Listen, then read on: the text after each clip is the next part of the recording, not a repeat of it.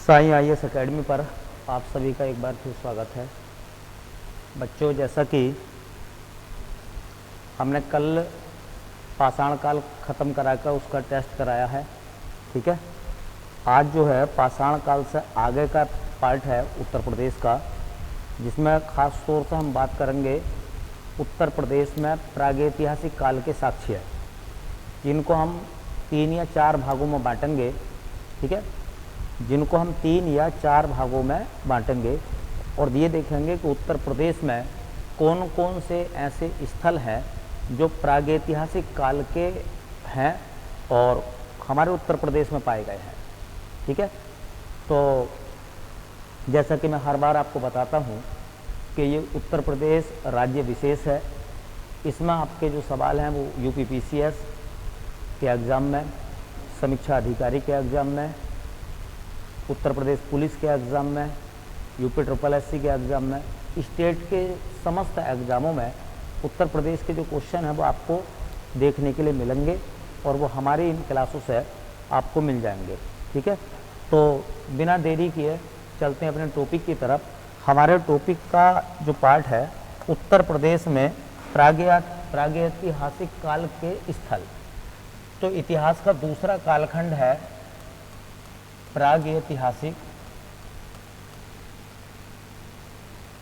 आद्य ऐतिहासिक काल। हम बात कर रहे हैं आद्य ऐतिहासिक काल में।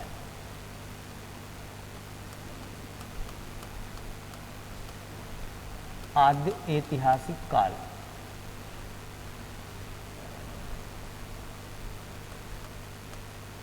आद्य ऐतिहासिक काल।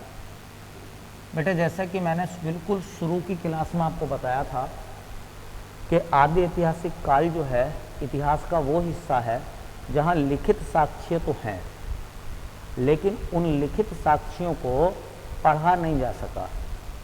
इसलिए इतिहास की जो हमें जानकारी मिलती है वो केवल पुरातात्विक स्रोतों से ही मिलती है। तो इस वाले हिस्से में लिखित साक्ष्य तो हैं, लेकिन उनको पढ़ा नहीं गया है, ठीक है, उनको पढ़ा नहीं गया है। तो इस काल में हम किन किन चीज़ों को देखेंगे?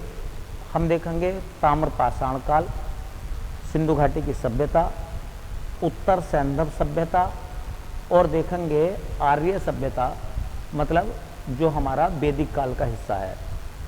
हम उसी वे में चीज़ों को चला रहे हैं या लेके चल रहे हैं जिस वे में इतिहास भारत का है, ठीक है। तो हम इसको क्या करने जा रहे हैं, इसके पार्ट बना रहे हैं। इसके पार्ट बना रहे हैं, जैसे पहला पार्ट हम लोगों ने बनाया है, इसमें पहला पार्ट हम लोग बना रहे हैं पाषाण काल के बाद का जो हिस्सा आता है वो आता है बेटा ताम्रपाषाण काल। ताम्रपाषाण काल, पाषाण काल के पाठ के दायरे में देख रहे हैं हम इसको।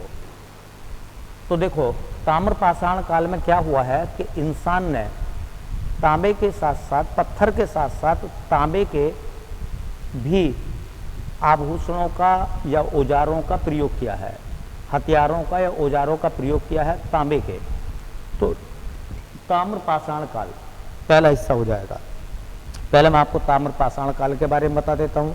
देखिए, ताम्रपाषाण काल में मनुष्य ने पत्थर के साथ साथ तांबे का प्रयोग भी सीख लिया था, तांबा। इसलिए एक सवाल तुमने पढ़ा भी होगा इतिहास में कि मानव द्वारा प्रयोग में लाई गई पहली धातु कौन सी थी? तांबा। मानव द्वारा प्रयोग में लाई गई धातु कौन सी थी? तांबा। तो अगर हम इस कालखंड में देखें, इस हिस्से में देखें, तो हमारे सामने एक सवाल बनकर आता है कि ताम्रपाषाण काल में जिस धातु का इस्तेमाल किया गया वो धातु थी तांबा। कौन सी धातु बेटा? तांबा। तांबे को ताम्र भी कहते हैं। क्या कहते हैं? तांबे को ताम्र भी कहते हैं। तो ताम्रपाषाण काल में मानव ने पत्थर के साथ साथ तांबे का प्रयोग भी किया है। तांबे के औजार बनाए हैं, तांबे के हथियार बनाए हैं, ठीक है। तांबे को संसाधन के रूप में उसने इस्तेमाल किया है, ठीक है। तो ताम्रपाषाण काल की पहली विशेषता हो गई कि इस समय तांबे का प्रयोग हुआ है, ठीक है। तांबे को खोजा गया है, तांबे का प्रयोग हुआ है। तो तो पहला सवाल मेरा आपसे यही है कि मानव द्वारा प्रयोग में लाई गई पहली धातु कौन सी थी? तो उस धातु का नाम है बेटा तांबा। ठीक है, चलते हैं। ताम्र पाषाण काल की और क्या विशेषता है? तो ताम्र पाषाण काल की बेटा दूसरी विशेषता है, ताम्र पाषाण काल की दूसरी विशेषता क्या है? इसकी विशेषता में खास तरीके से अगर हम देखें तो इसकी विशेषता आती है गैरिक मृदभांड। गैरिक मृदभांड। गैरिक मृदभांड का मतलब होता है बेटा मिट्टी के ऐसे बर्तन जिन पे गेरुआ रंग, गेरू तो आपने देखा ही होगा ना, है ना, जो पहले कभी कच्चे घर हुआ करते थे तो नीचे एक दीवार पे पट्टी बनाई जाती थी गेरू की। तो यहाँ जो बर्तन मिले हैं वो मिट्टी के हैं ताम्रपाषाण काल में, और उन बर्तनों पर जो रंग है वो गेरू का है, इसलिए इनको कहते हैं गैरिक मृदभांड। तो यहाँ पर गैरिक मृदभांड बहुत सारे देखे गए हैं। अच्छा, ये जो गैरिक मृदभांड है, ये जो गैरिक मृदभांड है, ये गैरिक मृदभांड का जैसे मैंने बताया है रंग कैसा है इन पर? तो इन पर जो रंग है वो है गेरू। कैसा रंग है बेटा? गेरू या गेरुआ। गेरुआ, इन पर जो रंग है वो गेरुआ रंग है। ठीक है, तो गेरुए रंग के बड़े पैमाने पर बर्तन पाए गए मिट्टी के। ठीक है, अब सवाल निकल कर आता है ये गैरिक मृदभांड जो थे, इन गैरिक मृदभांडों की खोज किसने करी थी? इन गैरिक मृदभांडों की खोज किसने करी थी? तो इनकी खोज की गई थी, एक इतिहासकार रहे हैं, उनका नाम है वी लाल। किसने बेटा? वी लाल ने। तो गैरिक मृदभांड की खोज की गई थी वी लाल के द्वारा 1951 में। अगला सवाल ये बन सकता है कि गैरिक मृदभांड जो है वो कहाँ से खोजे गए थे? तो किस स्थान से इनको खोजा गया था?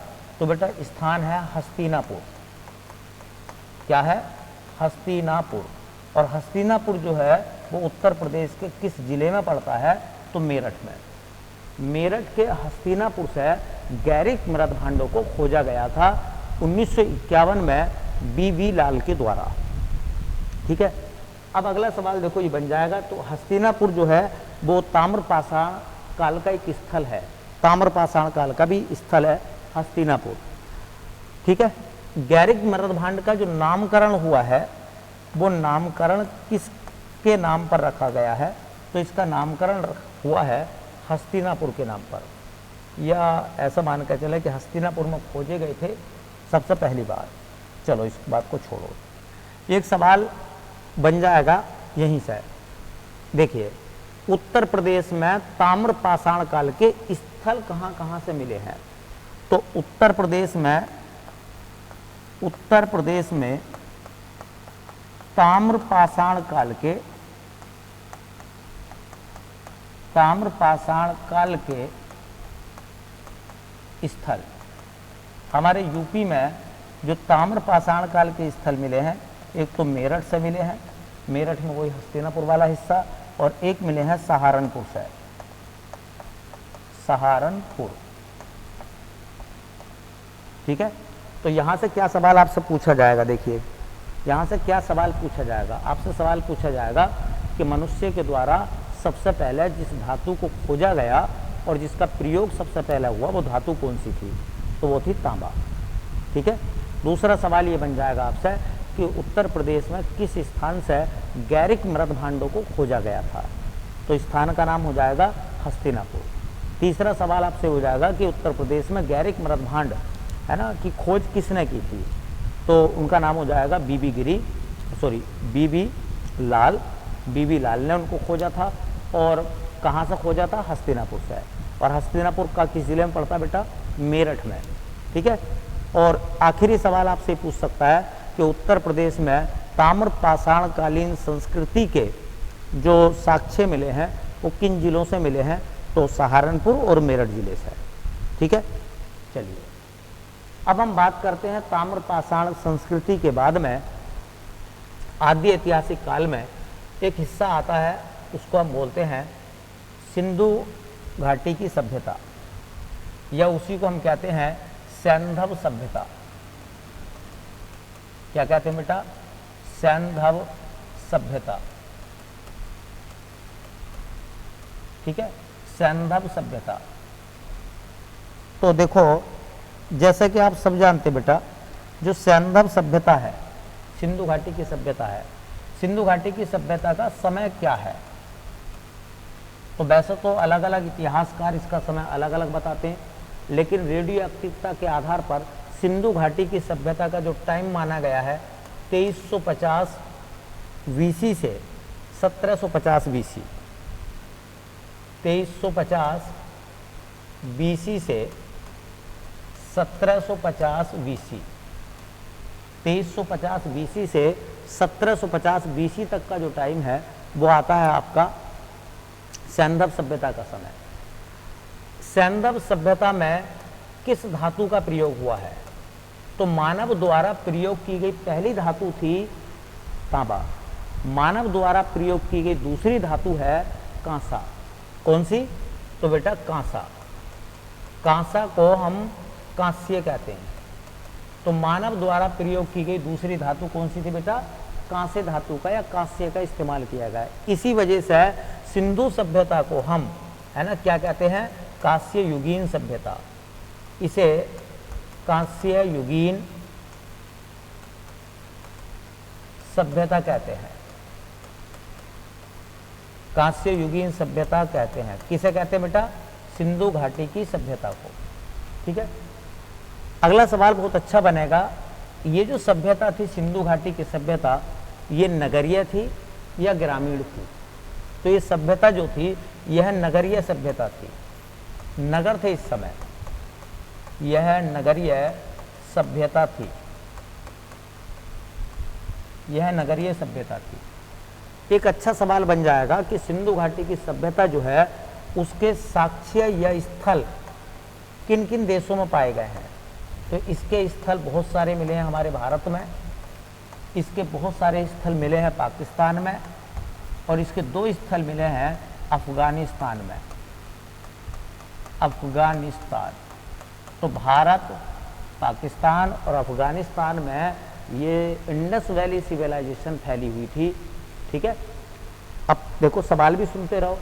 अभी हमने उत्तर प्रदेश की चर्चा बिल्कुल भी नहीं की है इसमें, अभी हमने थोड़ा सा आपको जोड़ने की कोशिश की है जो इंडियन हिस्ट्री है उसके माध्यम से। ठीक है, क्योंकि जब तक लोग आप इंडियन हिस्ट्री से जुड़ेंगे नहीं तब तक लोग वो सब चीज़ें आपको एकदम क्लियर नहीं होंगी कि हम बात कहाँ की कर रहे हैं या कौन से इतिहास के पार्ट की बात चल रही है। इसलिए पुरानी चीज़ों को जोड़ना हमारे लिए ज़रूरी भी है। तो पहला सवाल, सिंधु घाटी की सभ्यता का समय कितना माना गया है? तो 2350 बीसी से 1750 बीसी। सिंधु घाटी की सभ्यता में मानव ने किस धातु का बड़े पैमाने पर इस्तेमाल किया है? तो वह कांसा। ऐसा नहीं है कि तांबे का इस्तेमाल ना होता हो, तांबे का इस्तेमाल भी होता होगा, लेकिन कांसे का प्रयोग भी बड़े पैमाने पर हुआ है। ठीक है, सिंधु घाटी की सभ्यता ग्रामीण थी या शहरी थी? तो सिंधु घाटी की सभ्यता शहरी थी, मतलब नगरीय सभ्यता थी, क्योंकि वहाँ पर बहुत सारे चीज़ें डिसिप्लिन की मिलती है ना, बड़े चौड़े रास्ते हैं, समकोण पर काटते हैं, ये सब चीज़ें मिलती हैं वहाँ पर। सिंधु घाटी की सभ्यता के साक्ष्य जो है वो कहाँ कहाँ से पाए गए हैं? तो भारत, पाकिस्तान, अफगानिस्तान, 3 देशों में ये सभ्यता फैली हुई थी। ठीक है, बहुत सारे स्थल भारत में हैं, बहुत सारे स्थल पाकिस्तान में हैं, कुछ स्थल अफगानिस्तान में भी हैं। अब हम बात करते हैं अपने उत्तर प्रदेश के मामले में। तो देखिए, उत्तर प्रदेश में एक स्थल है जो सिंधु घाटी की सभ्यता का है, उसका नाम है आलमगीरपुर। तो आपने सुना भी होगा कि जो आलमगीरपुर है, आलमगीरपुर, ये जो आलमगीरपुर है, ये आलमगीरपुर किस राज्य में स्थित है? तो हमारे उत्तर प्रदेश में। ठीक है, उत्तर प्रदेश में। आलमगीरपुर उत्तर प्रदेश के किस जिले में पड़ता है? तो बेटा वो जिला हो जाएगा हमारा, हाँ, मेरठ। मेरठ जिले में है। ये जो आलमगीरपुर है ये किस नदी के किनारे पर बसा है या बसा था? तो एक नदी है हिंडन। हिंडन एक नदी है और ये यमुना की सहायक नदी है हिंडन नदी। ठीक है, जो आलमगीरपुर है उसकी खोज किसने की थी? बहुत शानदार सवाल है ये। आलमगीरपुर की खोज किसके द्वारा हुई थी? तो आलमगीरपुर की खोज हुई थी बेटा यज्ञदत्त शर्मा के द्वारा। किसके द्वारा? यज्ञदत्त शर्मा। यज्ञदत्त शर्मा के द्वारा आलमगीरपुर की खोज हुई थी। अच्छा, आलमगीरपुर का सबसे शानदार सवाल यह है कि सिंधु घाटी की सभ्यता का सबसे पूर्वी स्थल था। इसका मतलब इसके पूरब में इंडस वैली सिविलाइजेशन का कोई भी स्थल नहीं पाया गया है।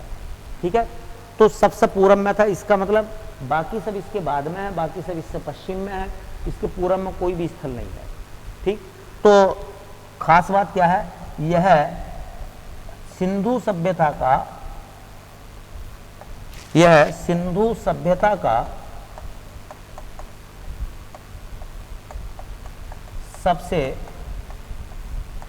पूर्वी स्थल,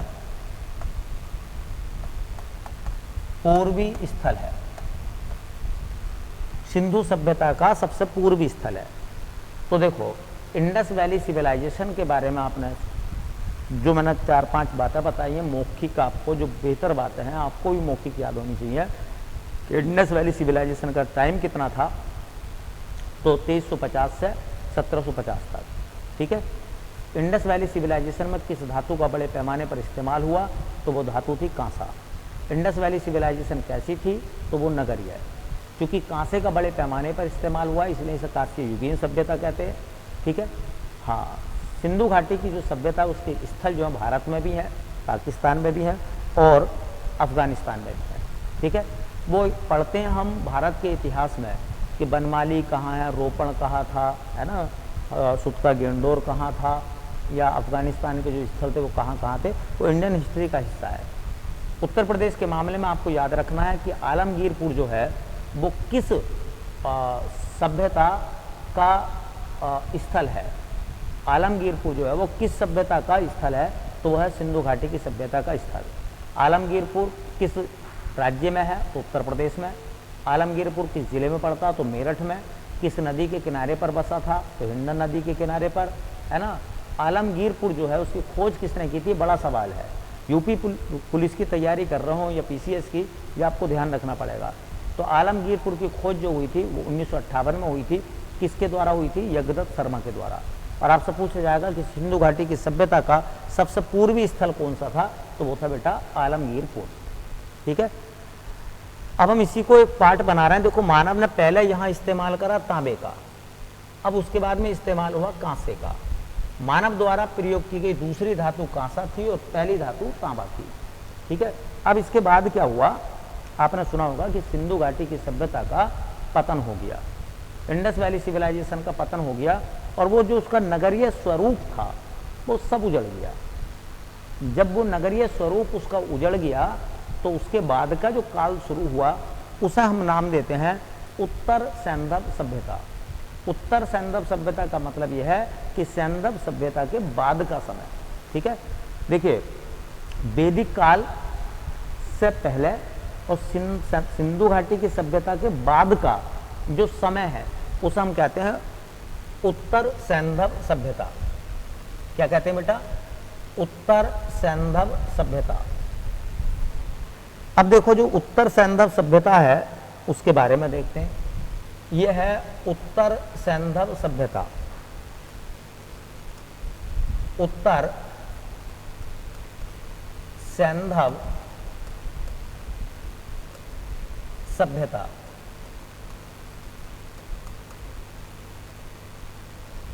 देखो, सिंधु घाटी की सभ्यता के समाप्त होने के बाद जो सभ्यता डेवलप हुई वो उत्तर सैंधव सभ्यता थी। और इस सभ्यता की खास बातें ये थी, यह ग्रामीण थी। यह कैसी थी? ग्रामीण सभ्यता थी, गांव बसे हुए थे। दूसरी बात, ये ज़्यादातर जो खेती करते थे तो उसमें आता है कि ये कपास को ज़्यादा उगाते थे। कपास का बड़े पैमाने पर इनके द्वारा उत्पादन हुआ है। ठीक है, कपास का। अब देखते हैं कि उत्तर प्रदेश में उत्तर सैंधव सभ्यता, मतलब सैंधव सभ्यता के बाद का जो समय है, उत्तर सैंधव सभ्यता के साक्ष्य कहाँ से मिले हैं, है ना। तो उत्तर प्रदेश में साक्ष्य कहाँ से मिले हैं इसके?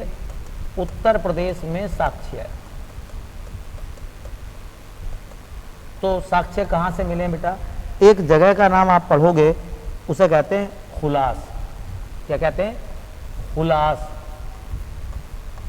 ये हुलास जो है ये सहारनपुर में है।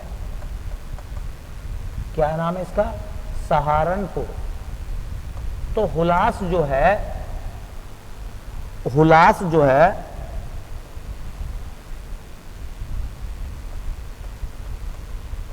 हुलास जो है वो किस सभ्यता का या किस काल का स्थल है?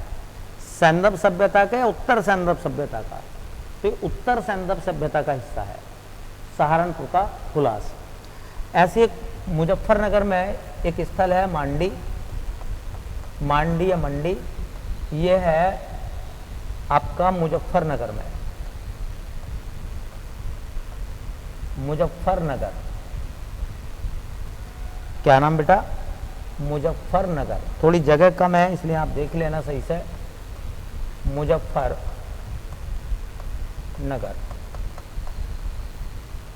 एक जगह पड़ती है शामली में, कैराना। तो कैराना से भी साक्ष्य मिले हैं, वो है शामली का। एक उत्तर सैंधव सभ्यता का स्थल मिला है बड़गांव, जो कि बागपत का है। बड़गांव कहाँ का है? बागपत। बागपत का बड़गांव है ना। एक भटपुरा पड़ता है, मानपुरा पड़ता है, ये क्या नाम है, बुलंदशहर जिले के हैं। तो एक स्थल में यहाँ की बजाय यहाँ लिख देता हूँ, समझ लेना। एक है भटपुरा, और बेटा एक जगह पड़ती है आपकी, हाँ, मानपुरा। ये भी पूरा उत्तर सैंधव सभ्यता के स्थल है, और ये भी मिले हैं कहाँ से? बुलंदशहर से।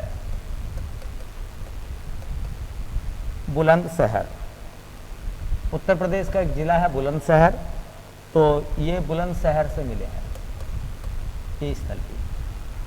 ठीक है। तो देखो, मानव ने सबसे पहले जो जिस धातु का इस्तेमाल करा वो थी तांबा, जो कि ताम्रपाषाण काल था। उसके बाद उसने इस्तेमाल करा कांसे का, जो कांस्य है ना, युगीन सभ्यता कहलाई। उसके बाद में उसने इस्तेमाल करा किसका? लोहे का। तो लोहे का इस्तेमाल मानव करेगा वैदिक काल में, आर्य सभ्यता में। उसको हम बोलेंगे लोह युगीन सभ्यता। या तो आप कह दो लोह युगीन सभ्यता, या वैदिक सभ्यता, या आर्य सभ्यता। ठीक है। हाँ, वहाँ पर किस चीज़ का इस्तेमाल करेगा मानव? इस्तेमाल करेगा किस चीज़ का? लोहे का। तो मानव द्वारा इस्तेमाल की गई पहली धातु तांबा, दूसरी धातु कांसा, तीसरी धातु लोहा। ठीक है। सिंधु घाटी की सभ्यता के पतन के बाद एकदम वैदिक काल नहीं आया था। तो वैदिक काल और सिंधु घाटी की सभ्यता के बीच का जो समय है उसे हम कहते हैं उत्तर सैंधव सभ्यता। और ग्रामीण सभ्यता थी, क्योंकि यहाँ सैंधव सभ्यता का जब पतन हुआ तो शहर उजड़ गए, और जो शहर उजड़े, बस्तियाँ नहीं बनी, वो ग्रामीण बस्तियाँ थी। ठीक है। चलिए, तो इसका एक पार्ट देखो, 3 पार्ट हम लोगों ने बना रखे हैं। पहला पार्ट हमने बनाया है उत्तर प्रदेश के संबंध में ताम्रपाषाण काल, दूसरा है सैंधव सभ्यता, तीसरा है उत्तर सैंधव सभ्यता। ठीक है। तो इसमें आलमगीरपुर बहुत मोस्ट है, आपसे पूछ लेगा आलमगीरपुर के बारे में। इसमें पूछ लेगा कि जो गैरिक मृदभांड हैं वो यूपी में कहाँ से सबसे पहले मिले थे? तो हस्तिनापुर से मिले थे, जो कि मेरठ में पड़ता है। वो पूछ लेगा कि हुलास जो है वो किस जिले में है? तो वो सहारनपुर में है। और वो किस काल का है? तो उत्तर सैंधव सभ्यता का है। ठीक है। चलिए बेटा, अब चलते हैं वैदिक काल की तरफ। ठीक है। अब चलते हैं कहाँ? वैदिक काल की तरफ। तो वैदिक काल की बात करते हैं इसी में। तो हमारा जो स्ट्रक्चर चला था, उस स्ट्रक्चर को हमने इस तरीके से डिजाइन किया। पहले में हमने लिखा ताम्रपाषाण काल, ताम्रपाषाण काल। ताम्रपाषाण काल के बाद में यहाँ तांबे का इस्तेमाल हुआ, इस वाले काल में तांबे का इस्तेमाल हुआ। उसके बाद में नंबर आया सैंधव सभ्यता, सैंधव सभ्यता का। इसमें मानव ने यहाँ कांसे का इस्तेमाल करा, कांस्य, ठीक है। उसके बाद में नंबर आया तीसरा, उत्तर सैंधव सभ्यता। उत्तर सैंधव सभ्यता, और इस काल में ग्रामीण सभ्यता थी, कपास वगैरह का वो लोग उत्पादन करते थे। अब जो सिविलाइजेशन है, अब जो सभ्यता है, उस आर्य सभ्यता हम लोग कहते हैं। क्या कहते हैं बेटा? आर्य सभ्यता, वैदिक सभ्यता। तो देखिए ये जो पार्ट है इसमें हम बात कर रहे हैं वैदिक सभ्यता की। यह वैदिक काल, यह है वैदिक सभ्यता। इसी को हम कहते हैं आर्य सभ्यता, आर्य सभ्यता। और इसी को बोला जाता भैया लोहयुगीन सभ्यता, लोहयुगीन सभ्यता, लोहयुगीन सभ्यता। अब देखो इसमें हुआ क्या, वैदिक काल में जब आर्य आ गए तो आर्यों के समय पर सबसे प्रमुख धातु जिसका उन्होंने इस्तेमाल करा वो था लोहा। लोहे की कुल्हाड़ी बनाई, लोहे के औजार बनाए, जंगलों को वो काटते चले गए, ठीक है। और वो बहुत दूर तक जो है अपने साम्राज्य को या राज्य को बढ़ा सके, ठीक है। तो इस समय जो है ना बहुत बड़े पैमाने पर सिविलाइजेशन का डेवलपमेंट हुआ है, ठीक है। तो मैं ये कहूँगा, देखो वैदिक काल की जो प्रमुख धातु है वो क्या है बेटा? वो है लोहा। अगर तुमसे सवाल ये पूछता है कि लोहे की खोज, लोहे की खोज कब हुई थी, तो लोहे की खोज हुई थी 1000 BC में। ईसा मसीह के जन्म से 1000 साल पहले लोहे की खोज हुई थी। लोहे का प्रयोग, जो बड़े पैमाने पर लोहे का प्रयोग शुरू हुआ है, तो लोहे का जो प्रयोग शुरू हुआ है बड़े पैमाने पर, वो शुरू हुआ बेटा 600 BC में, है ना। 600 BC, 6ठी शताब्दी ईसा पूर्व। यहीं से महाजनपद काल आ गए, आपके लगने वाले हैं, महाजनपद काल का हिस्सा लगने वाला है, ठीक है।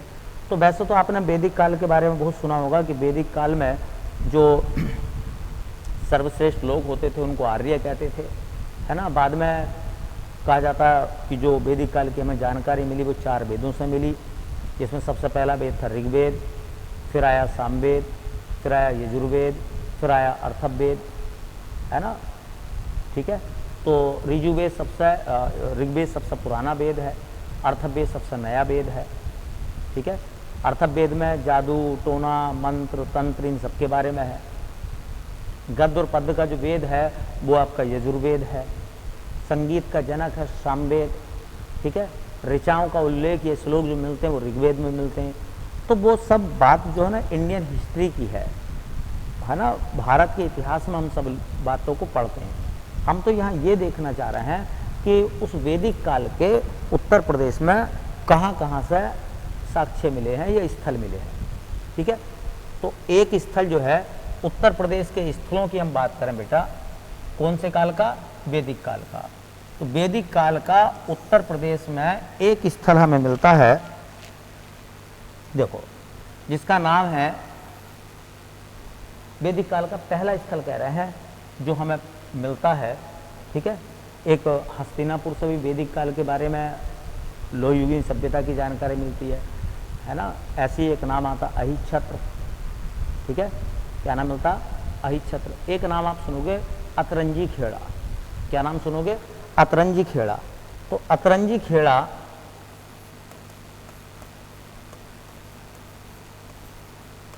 अतरंजी खेड़ा जो है वो उत्तर प्रदेश के किस जिले में है बेटा?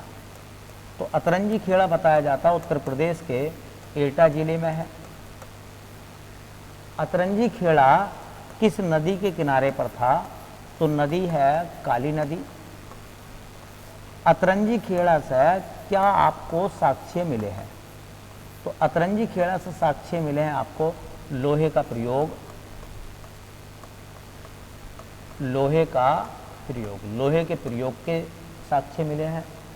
अतरंजी खेड़ा से मिले हैं वृत्ताकार अग्निकुंड, वृत्ताकार अग्निकुंड,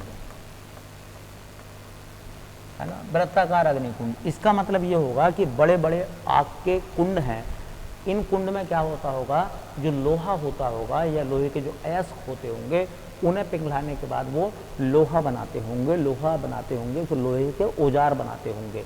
ठीक है। तीसरी बात, इसी अतरंजी खेड़ा में धान के साक्ष्य भी मिले हैं, धान के साक्ष्य। ठीक है। तो अतरंजी खेड़ा जो है वो आर्य सभ्यता का या लोह युगीन सभ्यता का एक स्थल है। और जब हर्षवर्धन के ज़माने में हुएनसांग आएगा, हुएनसांग एक चीनी यात्री था जो हर्षवर्धन के समय में भारत आया था, तो उसने जो है इसी अतरंजी खेड़ा को एक नाम दिया था, है ना, पिलो शान। तो हुएनसांग ने अतरंजी खेड़ा को क्या नाम दिया था, हुएनसांग ने इसे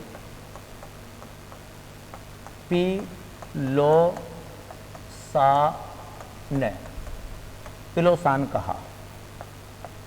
ठीक है। तो ये सवाल पूछ लेंगे कि देखिए पिलोसान किसको कहा है, हुएनसांग ने अतरंजी खेड़ा को।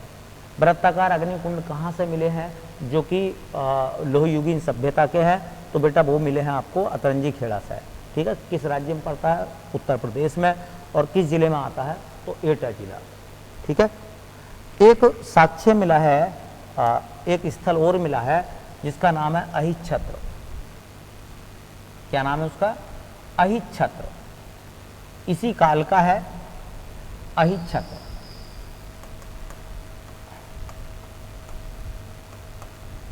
अहिच्छत्र, देखिए अहिच्छत्र जो है वो किस जिले में है बेटा, तो अहिच्छत्र पड़ता है बरेली जिले में। हम जब महाजनपद काल पढ़ेंगे ना, तो 16 महाजनपद हैं, उसमें एक महाजनपद था पांचाल। कहानी सुनाएंगे, बहुत अच्छी कहानी है उसकी, है ना, जहाँ द्रौपदी का स्वयंवर हुआ था, पांचाल नरेश की पुत्री थी वो। ऐसे सवाल कल्चर के पूछे जाते हैं, तो बहुत अच्छी कहानी आपको लगेगी। फिलहाल मैं बता रहा हूँ कि अहिच्छत्र से भी लोह युगीन सभ्यता के प्रमाण मिले हैं। ये बरेली में है और इसकी पहचान, बरेली में एक जगह पड़ती है रामनगर, तो इसकी पहचान रामनगर के रूप में हुई है। अहिच्छत्र की पहचान रामनगर के रूप में हुई है, रामनगर के रूप में हुई है। कि आज का जो रामनगर है वो कभी पहले अहिच्छत्र कहलाता था। ठीक। यहाँ से वैसे तो लोहे के बहुत बड़े प्रमाण मिले हैं, साक्ष्य मिले हैं, लेकिन ये जो स्थल है ये लोह युगीन के साथ साथ बाद में भी इसके बहुत सारे प्रमाण मिले हैं। जैसे इसी अहिच्छत्र में, ये जो अहिच्छत्र था ये उत्तरी पांचाल की राजधानी था। बताएंगे किस तरीके से पांचाल बटा था। उत्तरी पांचाल की राजधानी,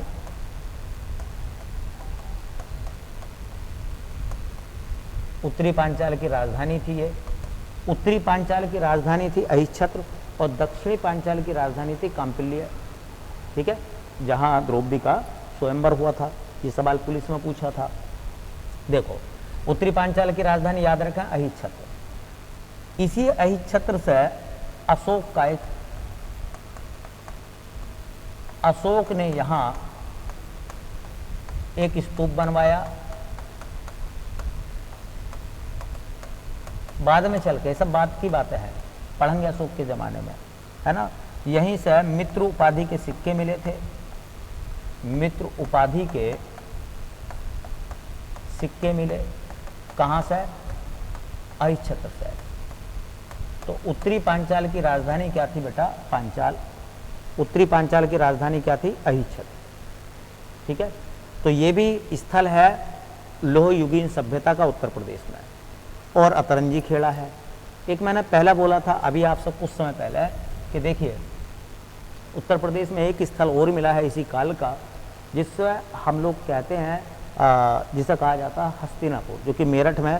हस्तिनापुर बहुत पुराना है, कौरवों की राजधानी रहा है। ठीक है। हाँ, तो वहाँ से भी इस काल के साक्ष्य मिले हैं। अब ये आप नहीं कहेंगे कि भाई साहब एक जगह से बहुत सारे कालों के साक्ष्य क्यों मिल रहे हैं, है ना। अरे भाई एक बात बताइए, जिस जगह पर आप रहते हैं इस जगह पर पहले कोई और रहता होगा, तो उनके निशान होंगे नहीं होंगे, अच्छा, उनके निशान छोड़िए, उनसे पहले भी कोई रहता होगा तो उनके भी प्रमाण होंगे, उनके भी सबूत होंगे।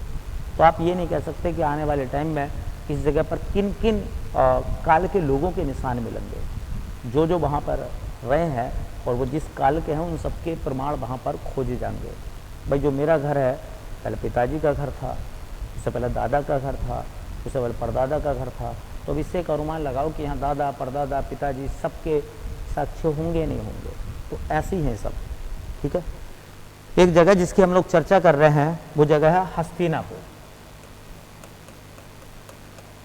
हस्तिनापुर, हस्तिनापुर जो है वो खास तरीके से देखा जाए तो जिस जिले में आता है वो जिला है बेटा मेरठ। उत्तर प्रदेश के मेरठ में पड़ता है हस्तिनापुर। वैसे तो आप जानते हैं इसे जैन धर्म की काशी कहते हैं हस्तिनापुर को। किसे कहते हैं? जैन धर्म की काशी हस्तिनापुर को। पढ़ाएंगे जब जैन धर्म पढ़ाएंगे तब। तो हस्तिनापुर को जैन धर्म की काशी कहते हैं। हस्तिनापुर को दान तीर्थ कहते हैं। तो किसे दान तीर्थ कहा गया है तो उसका नाम आ जाएगा बेटा हस्तिनापुर। यही हस्तिनापुर जो है वो कौरवों की राजधानी है। तो जब हम महाभारत को पढ़ेंगे, है ना, महाकाव्य पढ़ेंगे, उसमें महाकाव्य काल पढ़ेंगे तो महाभारत पढ़ेंगे, तो महाभारत में कौरवों की राजधानी क्या था? हस्तिनापुर था। ठीक है, हाँ, तो ये सब चीज़ें पढ़ेंगे। यहाँ से क्या मिला है? यहाँ से मिला है कि देखिए लोहयुगीन सभ्यता का लोहे को गलाकर उपकरण बनाने के साक्ष्य मिले हैं। तो यहाँ से क्या मिला है? लोह काल में या वैदिक काल में, तो यहाँ से लोहे को गलाकर लोहे को गलाया गया होगा, लोहे को गलाकर उसके उपकरण बनाने के साक्ष्य मिले हैं।